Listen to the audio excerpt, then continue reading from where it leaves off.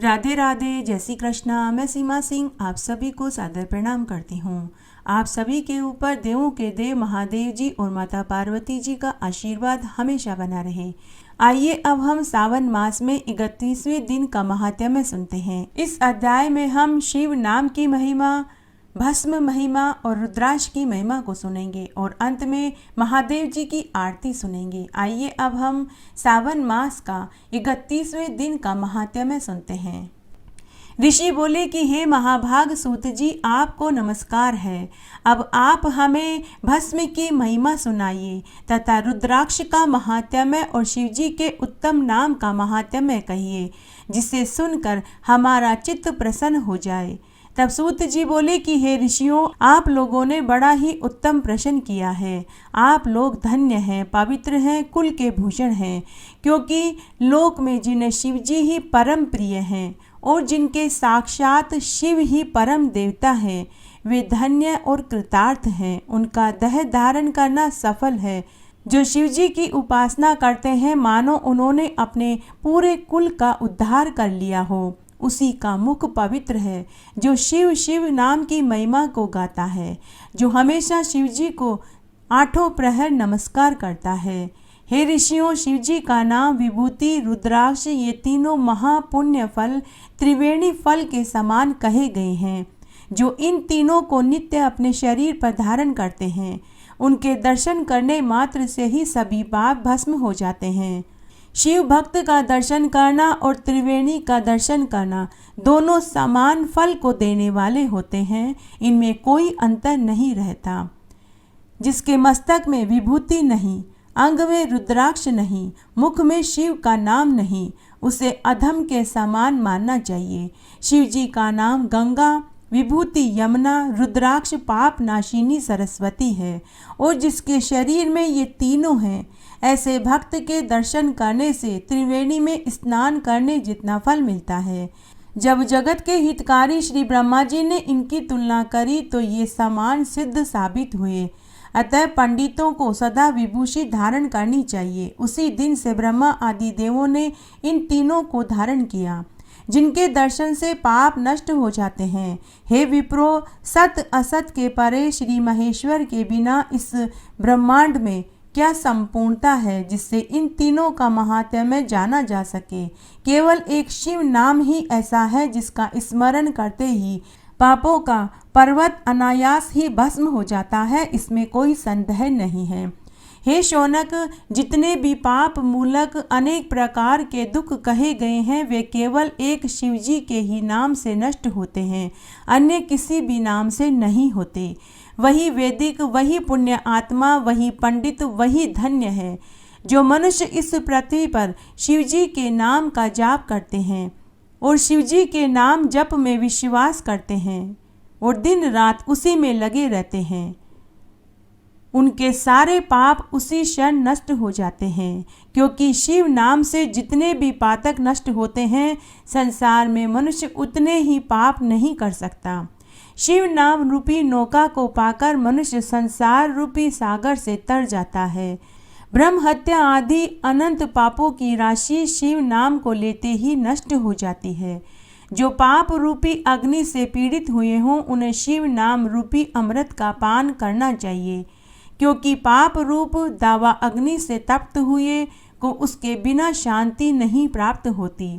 जिसकी शिव नाम में अखंडित भक्ति है, उसको मोक्ष सुलभ है, अन्य को नहीं, ऐसा मेरा विश्वास है। हे मुनीश्वरों, बहुत कहने से क्या लाभ। मैं एक ही श्लोक में कहता हूँ कि श्री शिव नाम की महिमा संपूर्ण पापों को हरण करने वाली है। शिव नाम के प्रभाव से मनुष्य उत्तम गति को प्राप्त होता है। पूर्व काल में इंद्रधुम नाम का एक बड़ा पापी राजा था, जिसे शिव नाम के प्रभाव से मरने पर सद्गति प्राप्त हुई। हे द्विज श्रेष्ठों, ये मैंने तुमसे शिव नाम की महिमा कही। अब आप लोग भस्म की महिमा को सुनो। सूत जी बोले कि संपूर्ण मंगल को देने वाली भस्म 2 प्रकार की होती है, एक महाभस्म, दूसरी स्वल्प भस्म। महाभस्म अनेक प्रकार की होती है और जो स्रोत स्मार्त लौकिक भेद से वह भी 3 प्रकार की है तथा स्वल्प संज्ञक भस्म भी बहुत प्रकार की है। इसमें श्रोत स्मार्त भस्म दो द्विजों के लिए है और लौकिक भस्म दूसरों के लिए है। द्विजों को मंत्र द्वारा भस्म धारण करना चाहिए, दूसरों को बिना मंत्र के धारण कर सकते हैं। गोबर से सनी हुई भस्म को आग्नेय कहते हैं। इससे भी त्रिपुंड किया जाता है, परंतु विद्वानों को अग्नि होम से उत्पन्न हुई भस्म को धारण करना चाहिए। वर्ण आश्रमी को उचित है कि वह आलस्य रहित हो, नित्य भस्म से उद्दलन और तिरछा त्रिपुंड धारण करे। शिव और विष्णु से संयुक्त होने के कारण उस पर उमा लक्ष्मी औरों से वह नित्य प्रशंसनीय होता रहता है। ब्राह्मण क्षत्रिय वैश्य शूद्र संकर वर्ण अपभ्रंश से भी उत्पन्नों ने त्रिपुंड द्वारा भस्म और अधधूलन धारण किया है। जो भस्म और त्रिपुंड को श्रद्धा सहित नहीं धारण करता वह वर्णाश्रमी नहीं कहलाता। उनको 100 करोड़ कल्प में भी शिव ज्ञान की प्राप्ति नहीं होती। वे महापातकों में गिने जाते हैं, ऐसा शास्त्र का निर्णय है। उनका किया हुआ सारा कर्म विपरीत फलदायक होता है। हे मुनिवर, जो प्राणी है उनको भस्म और त्रिपुंड में द्वेष होता है, परंतु जो आत्मज्ञानी पुरुष है वह शिव अग्नि से सायुष्यति मंत्र द्वारा भस्म लेकर लगाता है और वह भस्म के स्पर्श मात्र से ही सारे पापों को छूट जाता है। जो 3 संध्याओं में श्वेत भस्म से त्रिपुंड लगाता है वह सब पापों से छूटकर शिवजी के साथ आनंदित होता है। यदि भस्म से स्नान न किया हो तो षडक्षर का जप न करें। भस्म का त्रिपुंड धारण कर ही विधि पूर्वक जप करें। निर्दयी अधम या सब पापों से पूर्ण भी हो, वासना युक्त मूर्ख पति जैसा भी हो, विभूति धारण करने वाला जिस देश में निवास करता है वहाँ सभी तीर्थों और यज्ञों का निवास होता है। इससे अधिक और क्या कहा जाए। विद्वानों को सदैव भस्म धारण करना चाहिए, लिंग का पूजन और षडक्षर मंत्र का जाप करना चाहिए। हे मुनिवरों, मैं तो क्या, ब्रह्मा विष्णु रुद्र मुनि देवता भी भस्म धारण के महात्म्य को कहने में असमर्थ है। भस्मधारी को ताड़ना देना पाप है। मानस्तोक्य के इस मंत्र से मंत्रित भस्म को धारण करना चाहिए। ब्राह्मण क्षत्रिय भक्तिमान पुरुष यह कह अपने अंगों में भस्म लगाएं तथा त्र्यंबक मंत्र से वैश्य और पंचाक्षर मंत्र से शूद्र लगावें। अन्य विधवा स्त्रियों को भी शूद्र की तरह विधि कही गई है।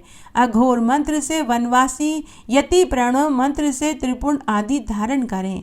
जो वर्णा अक्षर को पार कर चुका है वह शिवोहम मंत्र से तथा शिव योगी ईशान मंत्र से भस्म धारण करें। किसी भी वर्ण को भस्म का त्याग नहीं करना चाहिए, ऐसे शिवजी की आज्ञा है। भस्म और त्रिपुंडधारी सभी पातकों से मुक्त हो जाते हैं। भस्म का धारण करने वाला विशेषकर स्त्री हत्या, गो हत्या, वीर हत्या, अश्व हत्या से छूट जाता है, इसमें कोई संदेह नहीं है। त्रिपुंड धारण करने वाला अपने से पहले हुए सहस्त्रों और होने वाले सहस्त्रों वंशधरों को तार देता है।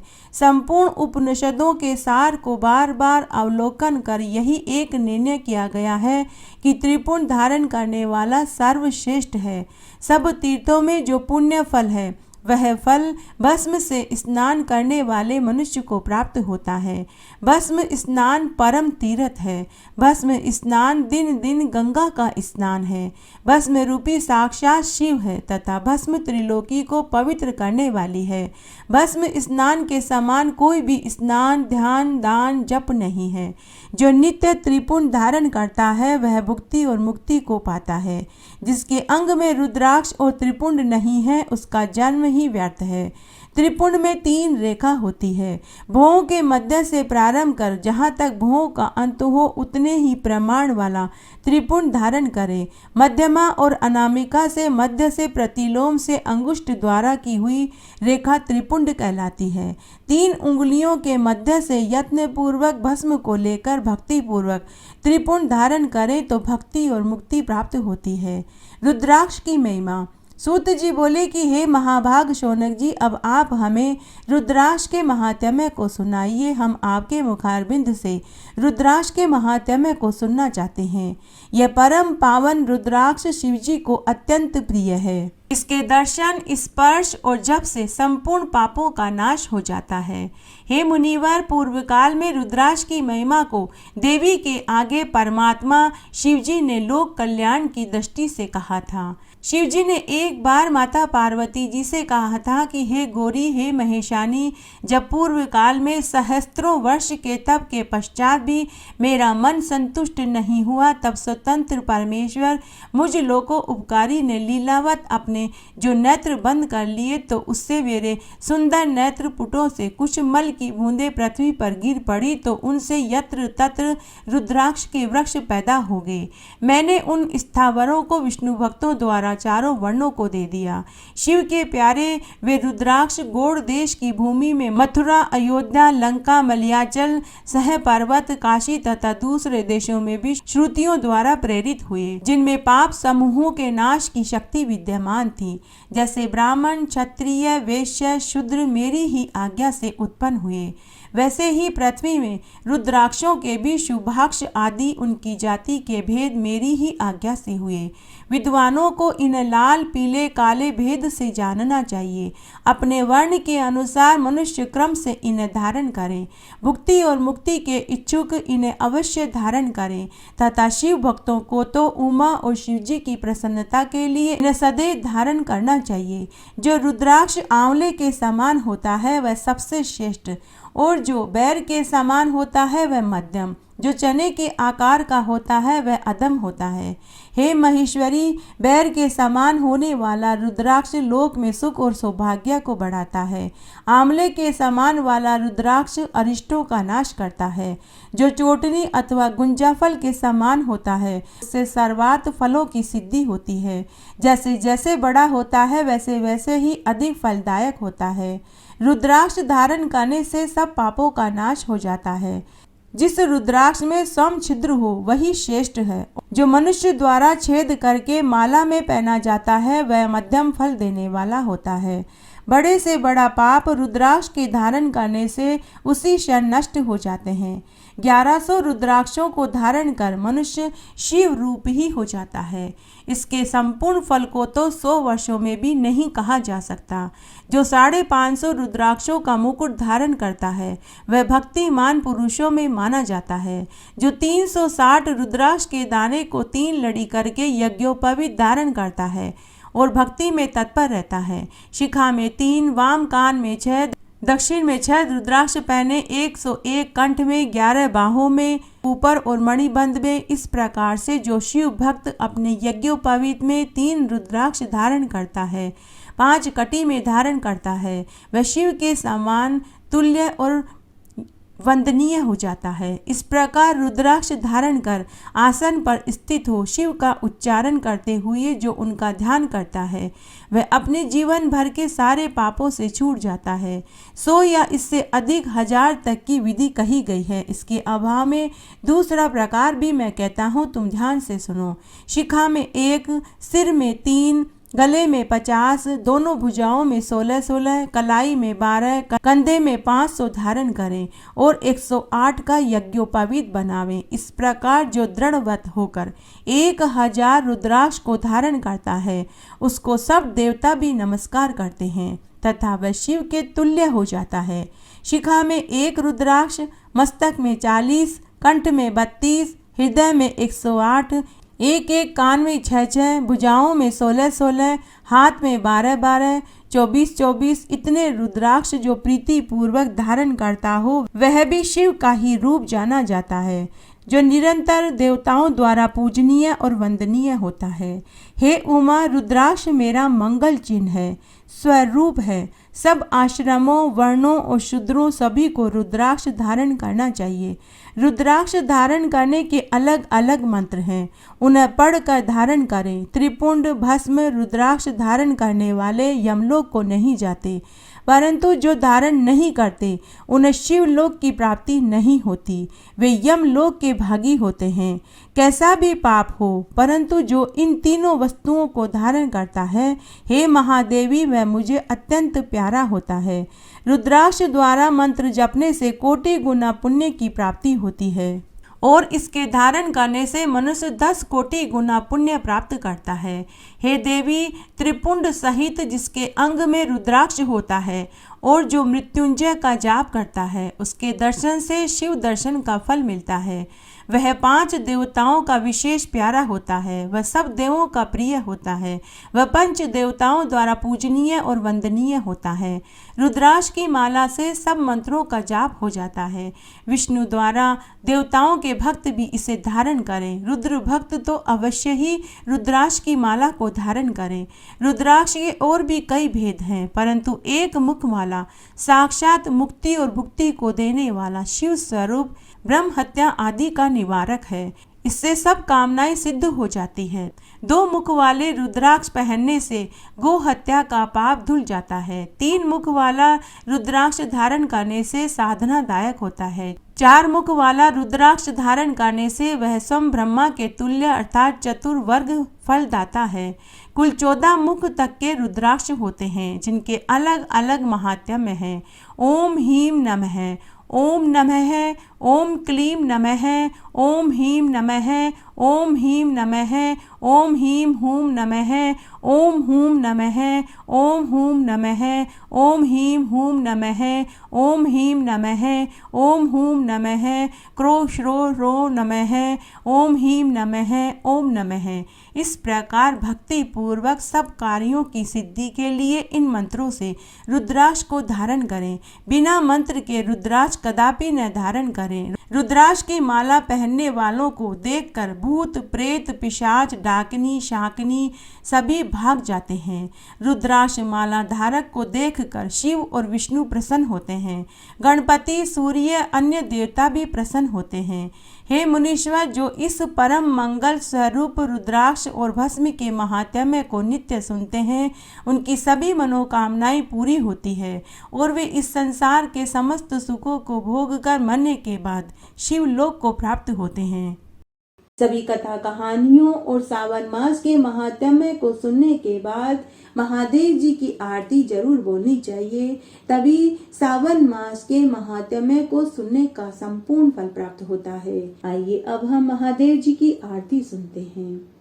शीश गंग अर्धंग पार्वती सदा विराजत कैलासी, नंदी भंग नृत्य करत है गुण गावत शिव की दासी। शीतल मंद सुगंध पवन भय बैठे हैं शिव अविनाशी, करत गान गंधर्व सप्त सुर राग रागनी सब गाती। अक्ष रक्ष भैरव है डोलत बोलत है बन के वासी, कोयल शब्द सुनावत सुंदर भ्रमर करत है गुंजासी। कल्प वृक्ष अरु पारिजात कह लाग रहे हैं लक्षवासी, सूर्यकांत सम पर्वत शोभित चंद्रकांत नवमी मासी। चौरितूनित फलत फुलत है पुष्प चढ़त है वर्षासी, देव मुनि जन की भीड़ पड़त है निगम रहत जो नित गासी।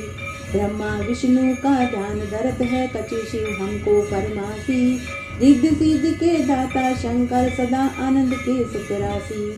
जिनके सुमिरन सेवा करते टूट जाए यम की फांसी, त्रिशूल धर का ध्यान निरंतर मन लगाए कर जो ध्यासी। दूर करे विपदा शिव तिनकी जन्म सफल शिव पद पासी, कैलाशी काशी के वासी अविनाशी प्रभु सुध लीजो। सेवक जान सदा चरणन को अपनो जान दरस दीजो। तुम तो प्रभु हो सदा सयाने मेरे ओ गुण सब ढकियो, सब अपराध क्षमा कर शंकर किंकर की विनती सुनियो। शीश गंग अर्धंग पार्वती सदा विराजत कैलासी, नंदी भृंग नृत्य करत है गुण गावत शिव की दासी। तुम तो प्रभु हो सदा सयाने मेरे ओ गुण सब ढकियो, कैलाशी काशी के वासी अविनाशी प्रभु सुध लीजो। सेवक जान सदा चरणन को अपनो जान दरस दीजो। तुम तो प्रभु हो सदा सयाने मेरे ओ गुण सब ढकियो, सब अपराध क्षमा कर शंकर किंकर की विनती सुनी हो। इस तरह आज हमने 31वें दिन का महात्म्य सुना। आशा करती हूँ यह आपको ज़रूर पसंद आएगा। मेरे साथ बने रहने के लिए आपका धन्यवाद। आगे आने वाली कथा कहानियों के लिए भी आप इसी तरह मेरे साथ बने रहें। धन्यवाद।